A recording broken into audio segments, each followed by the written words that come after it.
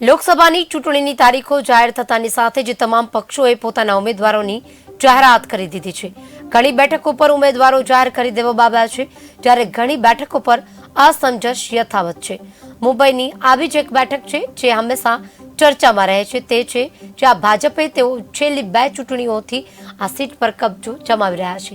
સાંસદ ગોપાલ શેટ્ટીએ આ સીટ આખા મહારાષ્ટ્રમાં સૌથી વધુ માર્જિનથી જીતી હતી, પરંતુ 2024ની લોકસભાની ચૂંટણીમાં કેન્દ્રીય મંત્રી પિયુષ ગોયલને ઉત્તર મુંબઈ સીટ પરથી ઉમેદવાર બનાવવામાં આવ્યા છે. ઉમેદવાર જાહેર થતાની સાથે જ કેન્દ્રીય મંત્રી પિયુષ ગોયલે ઉત્તર મુંબઈના લોકો સાથે જનસંપર્ક શરૂ કરી દીધો છે. કેન્દ્રીય મંત્રી પિયુષ ગોયલે મુંબઈના કાંદિવલીમાં ગુજરાતી બહુમતી ધરાવતા વિસ્તાર આદર્શ વેલફેર એસોસિએશનના કાર્યક્રમમાં ભાગ લીધો હતો, જ્યાં મોટાભાગના ગુજરાતી પરિવાર રહે છે અને આ વિસ્તારમાંથી ભાજપની તરફેણમાં ઘણું મતદાન થઈ રહ્યું છે. આ કાર્યક્રમનું આયોજન વરિષ્ઠ સામાજિક કાર્યકરો સંજય મોદી દ્વારા કરવામાં આવ્યું છે, જ્યાં પિયુષ ગોયલનું ઉષ્માભર્યું સ્વાગત કરવામાં આવ્યું હતું.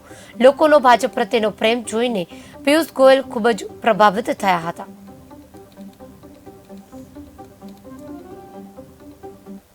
આ એરિયામાં બધા આવી ગયા. એ જવાબદારી અમારા સિનિયર્સની છે, પેરેન્ટ્સની છે કે એ લોકોને એજ્યુકેટ કરીએ. એજ્યુકેટ એટલા માટે કરવાનું છે કે મોદી ગવર્મેન્ટ શું કામ, દિલ્હીમાં મોદી ગવર્મેન્ટ શું કામ જોઈએ છે અમને, આ કે ડેવલપમેન્ટમાં માને છે, તો એ લોકોને એજ્યુકેટ કરશું તો એ લોકોને સમાધાન થશે. સમાધાન થશે તો પછી કહેવાની જરૂર નથી કોને વોટ આપવાનો.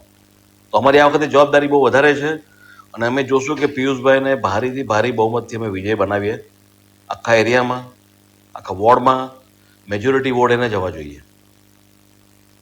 सवाल ये है कि મોદીજી કા જો નારા, મોદીજીનો જે નારો છે આ વખતે 400 પારનો, બરોબર છે, એની માટે અમારી જે વોર્ડ છે આખો, અમારો આદર્શ એરિયા છે આખો અને અમારી કોન્સ્ટિટ્યુશન છે, અમારી કોશિશ એવી રહેશે કે અમારો મોટામાં મોટો હિસ્સો 400 પારમાં હોય.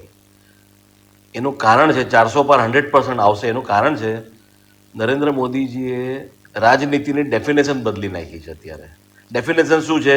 સેવા, દેશના લોકો માટે સેવા.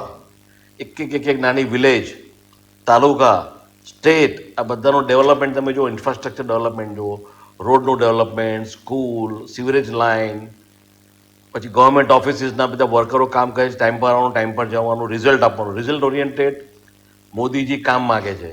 તો એ જે છેલ્લા 10 વર્ષમાં દેખાઈ રહ્યું છે અત્યારે, તો 400 પાર 100% છે એમાં.